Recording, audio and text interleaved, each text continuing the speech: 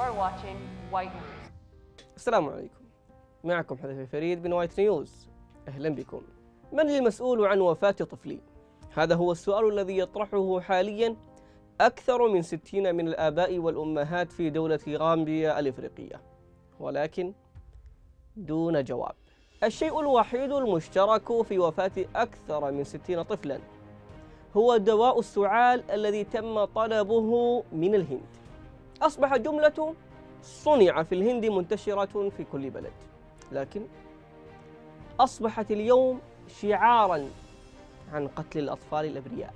تم الإبلاغ عن وفيات الأطفال من دواء السعال الهندي في غامبيا في أغسطس وسبتمبر، وبعد البحث وجد أن الأدوية تم شراؤها من الهند.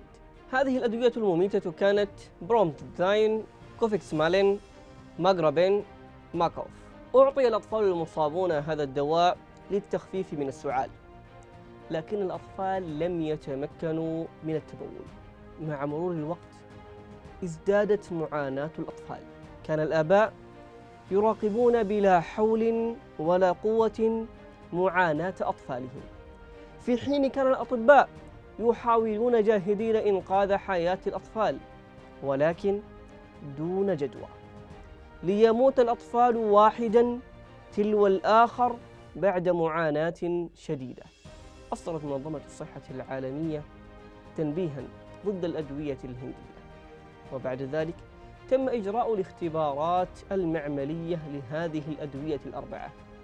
لتكشف الاختبارات أن الأدوية تحتوي على مادتين كيميائيتين تمت إضافتهما بنسبة أعلى من الكمية المحددة من منظمة الصحة العالمية.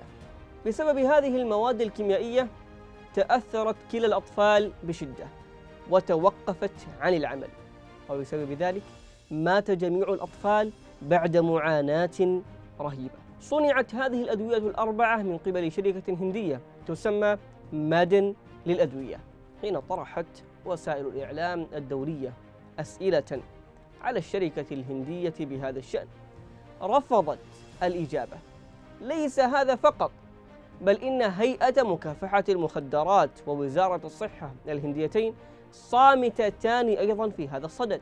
يسأل والدا 66 طفلا حكومتهم عن سبب شرائهم السم من الهند تحت مسمى الدواء.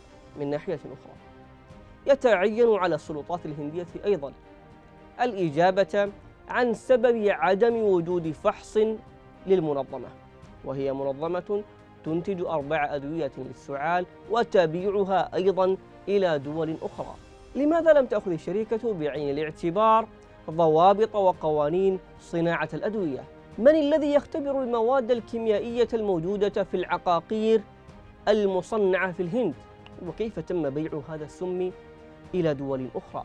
أما أن الجنون صنع في الهند شديد للغاية، وكسب العملات الأجنبية مهم جدا لدرجة أنه لا أحد يهتم سوى بالدولار. هل هذه هي صورة الهند الساطعة؟